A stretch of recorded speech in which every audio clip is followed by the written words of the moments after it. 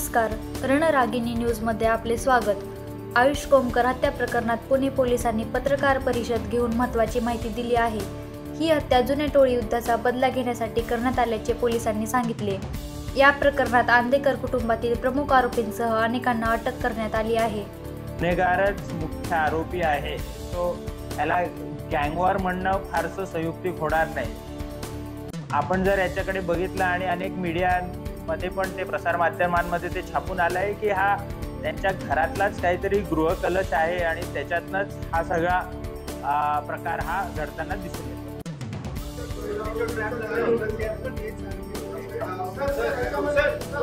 एक minute let me answer नाही, ह्या अशा स्पेक्युलेटिव्ह प्रश्नांना मी उत्तर देऊ शकणार नाही। महिला आरोपींचं नाव हे फिर्यादीमध्ये नमूद आहे आणि आता त्यांना जे आहे ते चौकशी अंतीच त्यांचा काय रोल होता हे निष्पन्न करायला लागेल।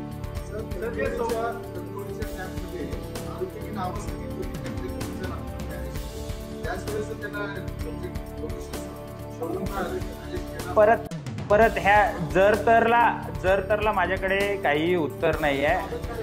आम्ही त्याच्यासाठी प्रयत्नच करत होतो। आपल्या सगळ्यांना माहिती आहे की जो पहिला अटेम्प्ट आहे तो सोमनाथ गायकवाड आणि त्याच्या कुटुंबियांवर होण्याचा जो प्रयत्न होता तो भारतीय विद्यापीठ पोलीस स्टेशन आणि क्राईम ब्रांच यांनी फार चांगल्या पद्धतीने तो फेल केला होता। कदाचित त्याच्या डेस्परेशनमध्येच असा प्रकार हा घडला असावा। पहिल्या दिवशी हे आता ऑलरेडी हे पब्लिक डोमेनमध्ये ही माहिती आहे की 31 तारखेला पहिल्या दिवशी सोमनाथ गायकवाडच्या कुटुंबियांना टार्गेट करण्याचा प्रयत्न होता। तो सगळ्या सीसीटीव्ही फुटेज चेक करणे तो सगळा तपासाचा भाग आहे। ते आत्ताच त्याच्याबद्दल आत्ताच सांगणं ते योग्य होणार नाही। पुणे शहराला विद्यार्थ्यांचं माहेरघर म्हणून संपूर्ण राज्यामध्ये ओळखलं जातं आणि या विद्यार्थ्यांचं माहेरघर म्हटलेल्या पुणे शहरामध्ये अनेक तरुणी जे आहेत ते आपलं भविष्य घेऊन या ठिकाणी येत असतात। परंतु आज पुणे शहराला गुन्हेगारांचा अड्डा देखील मानला जात आहे।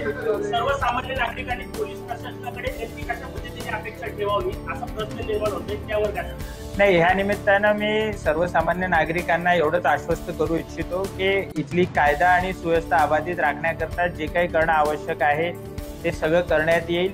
अशा प्रकारच्या गुन्हेगारांना कायदेशीर कारवाईला सामोरं जावं लागेल, त्यांना कडक शासन होईल। हे करत असताना प्रसार माध्यमांना सुद्धा आमची कळकळीची विनंती आहे की त्यांनी कुठल्याही प्रकारे ह्या गुन्हेगारांचं उदात्तीकरण करू नये।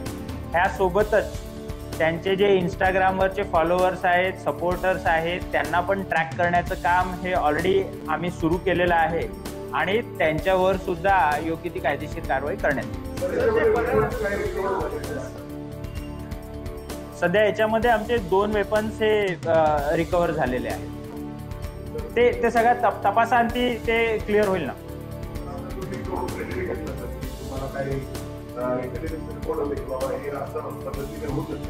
तर त्यावेळी बंधू आंदेकर यांच्यावर जिल्हा परिषदेची नोटीस आहे ते गेले 3 वर्ष 1 वर्षभर असेल, पण त्याला आपण बाहेर काढण्यात पोलिसांचं फेलियर नाही केलं। त्याला तो इथंच आहे हे सगळ्यांना माहिती आहे, प्लॅन करतो हे पोलिसांना माहिती आहे। म्हणजे आता तुम्ही एकाला रात्रीच्या फील्डमध्ये अटक करता, दुसरीकडे त्याला जिल्हा मंत्री असताना 2 वर्षासाठी तो इथंच नाही। हे आम्ही वारंवार त्याची घरं पण चेक केलेली आहेत, परंतु तिथे तो आरोपी मिळून आला नाही। ह्या व्यतिरिक्त पण त्याचा सर्च हा पुणे पोलीस कॉन्स्टंटली घेत होते आणि जेव्हा आम्ही चेक केलं तेव्हा तो मिळून आलेला नाही आहे। परंतु ह्या गुन्ह्यामध्ये आपल्या सगळ्यांना माहिती आहे की जे याच्यामध्ये इन्व्हॉल्ड आहेत ते सगळ्यांना अरेस्ट करण्याचं काम केलेलं आहे। स्पॉटवर एकूण फायर करताना 2 जण होते आणि त्याच्या बाहेर 2 जण बाईकवर होते। असे एकूण 4 आरोपी, जी मी नाव सांगितली पहिली, ती 4ही त्याच्यामध्ये इन्व्हॉल्ड।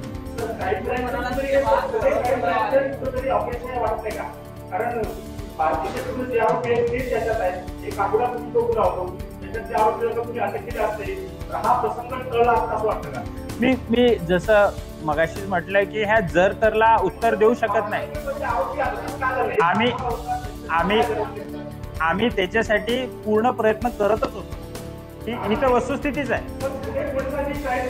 केला असता दिसते. याच्यामध्ये एक आरोपी आहे रुपेश वाघे, मागच्या 5 महिन्यापासून तो फरार आहे, त्याच्यावर मुद्दा आहे. त्याला त्याची जो प्रॉपर्टी मी आपल्याला अतिशय स्पष्टपणे सांगू इच्छितो की ह्या काही गुन्हेगारांचं उदात्तीकरण ज्या प्रकारे नावं घेऊन करण्यात येत आहे, या व्यतिरिक्त आपण हेही बघितलं पाहिजे, आम्ही वारंवार प्रेस नोटमधूनही सांगितलेलं आहे की गेल्या 2.5 ते 3 महिन्यामध्ये मोकामधले 1 नाही 2 नाही तर 44 आरोपी हे आम्ही विविध मोकाच्या गुन्ह्यामध्ये अटक केलेले आहेत. त्यामध्ये क्राईम ब्रांच आहे, त्यामध्ये युनिट्स आहेत आणि पोलीस स्टेशनचा स्टाफ सुद्धा आहे. ह्या सगळ्यांनाच अटक करून आम्ही जे आहे ते लॉकअपमध्ये टाकलं आहे आणि ही जेवढी पण ह्यामध्ये गुन्हेगारी करणारी लोक असतील त्या सगळ्यांना कालांतरानं अटक होणारच आहे.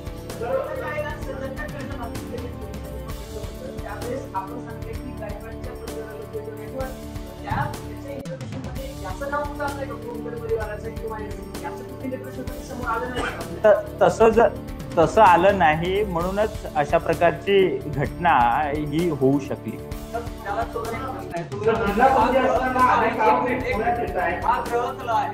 पहिली भावाची सुपारी दिली, हत्या करून तुमच्याकडून आणली.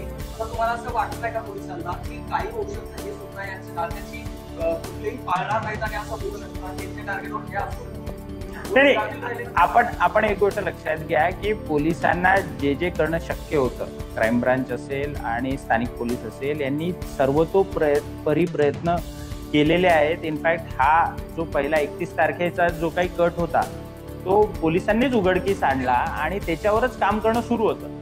सो हे इतकं साधं सरळ सोपं जर असतं की आरोपी निष्पन्न झाल्याबरोबर त्याला अटक झाली तर ते तितकं सरळ नव्हतं.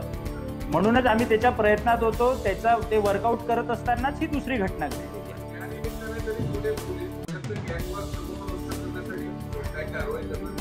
मी आपल्याला परत तेच सांगतोय की ह्याच्यामध्ये कोणाचाही मुलायजा बाळगला जाणार नाही. सगळ्यांना अटक होणार, त्यांच्यावर कायदेशीर कारवाई होणार, त्यांच्यावरचे गुन्हे लक्षात घेतात त्यांच्यावर अधिक कडक कलम ही आम्ही लावणार आहोत आणि यांचे जे काही सपोर्टर्स आहेत त्यांच्यावर सुद्धा योग्य ती कायदेशीर कारवाई होईल.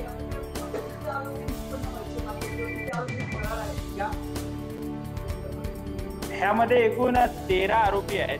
13 पैकी 8 आरोपी आम्ही अरेस्ट केलेले आहेत. अजून 5 आरोपी आम्ही अरेस्ट करणार आहे.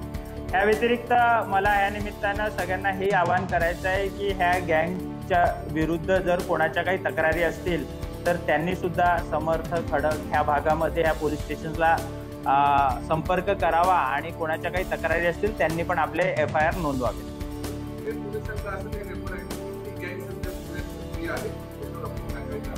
नाही, पुण्यामध्ये मोकामध्येच बऱ्याच गँग्स ह्या ऑलरेडी अटकेत आहेत, त्या जेलमध्ये आहेत आणि अशा ज्या ज्या गँग्स ऍक्टिव्ह होण्याचा प्रयत्न करतात त्यांच्यावर आम्ही कारवाई करत राहू.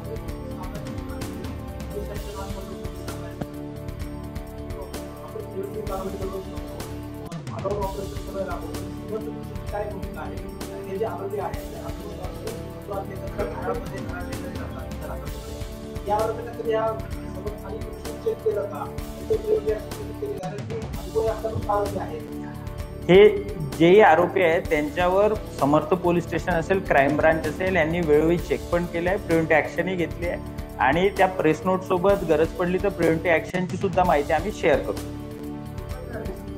ती संध्याकाळी देणार आहे. ओके. वनराज आंबेडकरच्या जेव्हा फोन झाला त्यावेळेस याचा पण नाव होता, पण मेंटल सर्टिफिकेट काहीतरी तिथे दिल्यामुळे तिचं नाव याच्यामध्ये घेतलं नाही. तर आताच्या प्रकरणात ती फिर्यादी आहे, तर मेंटल स्थितीच्यामुळे या FIR वर कायदेशीर काय टेक्निकली प्रॉब्लेम येऊ शकतो? मला तरी असं वाटत नाही की ह्याच्यामध्ये फार काही अडचण येईल म्हणून. हे तपासांतीच निष्पन्न होईल.